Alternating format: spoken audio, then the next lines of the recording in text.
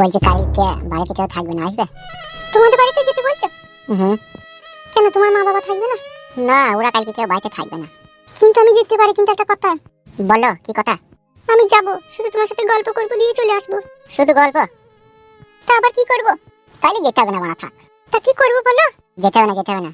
সবই যখন বুঝো না বুঝার ভান করে তখন আর যাই কি করবা? এই 1 বছর থেকে তো প্রেমই করছো, বিয়েটা করো তোমার মা বাবাকে বলে। এখন থেকেই তো তুমি আমার সাথে পরের মতো ব্যবহার করছো, তাহলে বিয়ের পরে কি করবা সেটা আমি বুঝতে পারছি না। কি পরের মতো ব্যবহার করলাম? যেই ভালোবাসায় নিজের প্রেমিকা তার প্রেমিককে নিজের স্বামী ভাবতে পারে না, সে আবার কিসের ভালোবাসা? তোমার মনের ভিতরে আমার জন্য এখনো অবিশ্বাস আছে। শুধু প্রেম করলেই প্রেমিকা হওয়া যায় না, অনেক ত্যাগ স্বীকার করতে হয়। দেখো রূপা, আমি তোমাকে মন থেকে ভালোবাসি, আমার শরীরের প্রতিটি অঙ্গ প্রত্যঙ্গ দিয়ে তোমাকে ভালোবাসি। আর সেই তুমি কিনা আমার সাথে একটু সহবাস করার জন্য দ্বিধাবোধ করছো। আচ্ছা বলো তো রূপা, আমি যদি কাল মরে যাই তাহলে এই ভালোবাসাটা কোথায় গিয়ে শেষ হবে বলতে পারো? বলতে পারবে না, আমি জানি। তার কারণ তুমি তো খাদা আমাকে ভালোই বাসো না।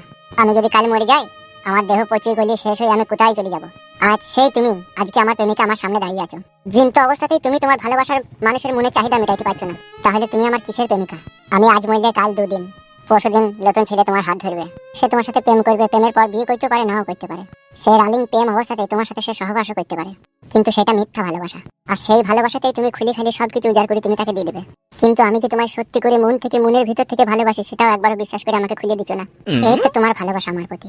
একটা কথা মনে রেখে দিও, যেই ছেলেরা সত্যিকারের ভালোবাসে তাদের প্রেমিকাকে, তারাই প্রেমিকাকে এক মুহূর্তের জন্য কাছে পায় না, আবার কাছে যদি পায় তা আবার টাইম পায় না। আর সেই ভালোবাসার বিচ্ছেদ হয়ে যখন অন্য জায়গায় চলে যায় না, তখন সেই প্রেমিকাকে সেই পরকীয়া প্রেমিক থামলে কেন বলো?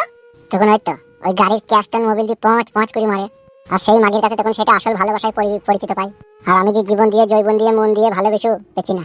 তাই বাড়ার ভালোবাসা করার থেকে 2 বোতল চুল্লু মদ খেয়ে 5 টাকা দিয়ে হেডেল সডেল শ্যাম্পু কিনে বাথরুমে গিয়ে হ্যান্ডেল মারা অনেক ভালো, তাতে মন শান্তি হবে। আর তোর মতো প্রেমিকা কাছে থাকলে জীবন জৈবন জ্বলিয়ে পুরি ছাই হয়ে আঙ্গার হয়ে যাবে। যা বোন, তো বাড়ি যা, তোকে আর আমার সাথে প্রেম করতে হবে না, যা। যে 5 5 করে দেবে তাকে খুঁজে নিবে, যা। বালের ভালোবাসা রে, ভালোবাসার গোষ্ঠীর গুদ মারি রে।